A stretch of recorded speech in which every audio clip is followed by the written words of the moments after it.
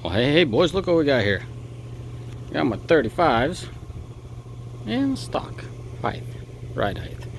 So we're gonna have to lift this truck. But the point of this video is my update on this truck. Okay, I went to the dealership. I went to Dodge, Dishman Dodge, the guys that sold me this truck, and they're working with me. You know, I did my best. They did their best. I have nothing but good things to say about Larry out there. Served me well. So my complaint with this truck, guys, sorry it's too early for me.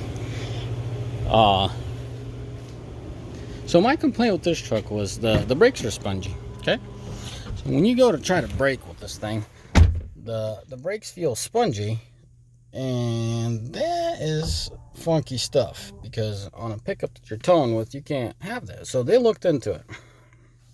Well, let me talk about my complaints and then I'll tell you how it all went down. So I came to the dealership. I told them, listen, my brakes are spongy, my transmission's downshifting very erratically, and what else was it? There's something else that I complained about. Oh, like there's a pump that kicks in and out, and I can feel it in the floorboard. It's annoying every 15 to 20 seconds on the interstate, like clockwork. Zzz, click. And again, 15 to 20 seconds. Zzz, click. And I got annoying. So anyway, so when I came in to complain or advise the advisor, the service advisor, what's going on, we went for a test drive, showed him around. So the spongy brakes, and this is my view on it, and then I'll tell you what they came up with it. So on the 4th gen, when you have the 4th gen in tow haul mode, in any mode, but let's just talk 4th gen tow haul mode on compared to this 5th gen with tow haul mode. So with this thing, well, my complaint was about, I could tap the brakes and this thing will redline. Exhaust braking, you know, trying to slow you down. It's doing its job, but in the extreme. So what I'm used to is which is logical, in the 4th gen, you tap the brakes, it might keep the gear, might downshift the gear, it'll kick on exhaust brake. I'm talking about auto exhaust brake, right? Specifically underlining the way the transmission handles the situation. Like, you know, me applying the brake slightly, it'll downshift the gear, or might not even downshift, engage the exhaust brake, and then it'll take it lightly because I'm taking the brake pedal lightly. You know, if I jam the brake pedal, it'll skip 2-3 gears and redline the piss out of itself, the 4th gen, and brake.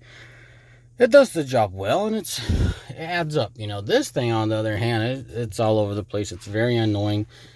I could lightly tap the brakes and this thing will be redlining, and it's annoying. XL, awesome tuning. D-Cell, pile of junk. Okay, very inconsistent. So I went to the dealership. I said, listen guys, my brakes are spongy. This thing's all over the place as far as transmission goes on D-Cell. I'm so tired of it. I don't even use tow haul, even though I'm a huge advocate of it. Help me out here. So, and then the pump in the floorboard, you know, every 20 seconds it does the whole deal. My thing is, because the brake's being spongy, and because, you know what I mean, like, let's just say on the 4th gen you got this much travel. Let's use the 2 cubes on the overhead door, okay? This is your travel. You know, beginning stage, top, you know, floor, you know, that pedal's to the floor stage of braking, okay? So on the 4th gen, when you slightly go past that switch, the brake switch, computer knows you want to slow down, and it'll kick on the exhaust brake, and it might jump a gear, might not. Most likely it will downshift 1 gear and, you know, respectfully slow you down. Now if you hit the brakes hard and jam them hard, it'll skip 2-3 gears and freaking hit the tack hard. 4th gens, right? What this thing's doing is it's just always redlining, and it's so annoying. And I told him my thought process. Like, okay, it's logical. Let us look into it. The verdict, guys. What they did. The floorboard computer turns out to be the auto-leveling air compressor pump. Supposedly.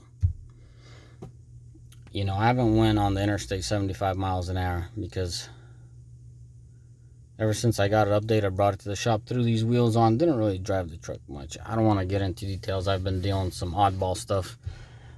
Asked you guys if you guys want to watch a Cummins rebuild. After that, I got a Volvo D13 lining right up. You know, I got to rebuild an engine there too.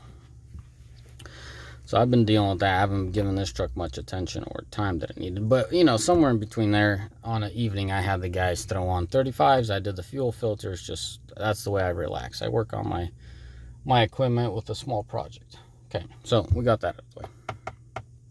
The guys at the dealership updated the transmission, updated the DEF, and the auto leveling system. So airbags in the back have air. They need air. So the pump kept turning on according to them.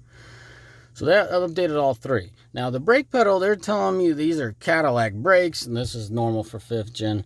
Guys, we're going to have to get back to you. I'm going to have to do some real world testing. I ain't a salesman here to sugarcoat everything for you and tell you, yeah, awesome product, go buy it. But I am bringing you up to speed. So there are updates out there. Go get yours. As far as the transmission, it's hard to tell, guys. It was extreme and it was annoying when towing. I need to hook up and tow. Looks like might be tomorrow. So yeah, if I do that, I'll make another video until I, you know, tow and I can confirm this and that. I'm not gonna tell you how much it fixed or what it fixed. So what's the point of this video? The point of this video is there's updates. You guys got time, go get your trucks in and have techs hook up to it and update your truck, you know. This first time I ever hooked up. Let me tell you, let me show you the build date. Oh, it's upside down. It's 3 of 19. So, you know, your truck's around that neck of the woods build date. It's on the door jam there. For you guys that don't know, it's right there. That's the sticker you want to look for. That's the date. Okay. Anyway, so with that in mind, get your updates. The guys were very excited. I'm happy they updated everything. I really wish they put a new booster in here. Supposedly it's fine. We will see. I'll keep you all updated for you eager fellas. This is it. You know, this is all we're at. What am I doing right now? This truck's going back on stock wheels because I put the 35s. It's rubbing too much.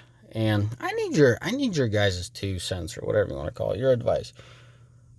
Should I level this thing? Should I lift this thing? But whatever I do, I need to give it a couple inches up front as a minimum, preferably 3 inches. That's quite a bit of room, right? And the kicker is on the back, I got the auto leveling stinking system that is just hard to deal with, man. Because it's not just throwing spacers or getting, you know what I mean, airbags. I got to deal with this. So what I'm thinking we're gonna have to do is change out that bracket. Probably put spacers on the airbags. Have to do something with the leaf springs. So, but the end result, whatever I do, I don't want to compromise ride quality, right? So, what the frick are these companies doing? I don't know.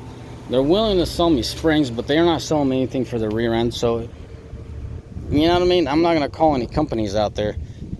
But if you see this video, please come out and let me know what you could do for me. I'm not looking for a huge lift. I'd really like to level it, but with the auto leveling system, the rear end sits about 1 inch higher on average. It changes. I've measured it. Sometimes it's 1.5 inches, sometimes it's 1 inch. But it stays in that room. That's the whole idea. Auto leveling, and doesn't take a genius. If you look at the side, like a bunch of 3500s parked, and these auto leveling ones look fairly leveled. And it's doing its job. Theoretically, you're getting better ride quality. I don't know how true that is.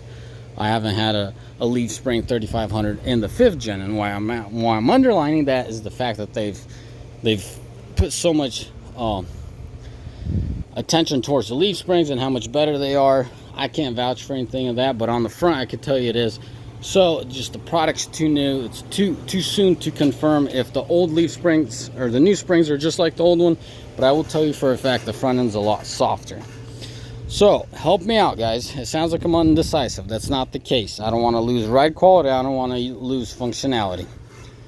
It's like, dude, just go with your stock wheels, quit complaining. No, it has 373s. I do a lot of interstate. I want 35s on here. So for you boys trying to figure out what the heck am I talking about, I want to lift the rear end as efficient as possible. Efficient as far as practicality and functionality. So it being practical and it being functional. I don't need a 6-inch lift. I don't need any of that nonsense. Alrighty, boys. Keep me all updated. Let me know if y'all need some dealership work done. Go check these guys out. They are serve me well. I would go for. I would try to get Larry to help you out. He did me well. So anyways, as always, may the Lord bless you. May all mighty fine day. Ciao. Bye.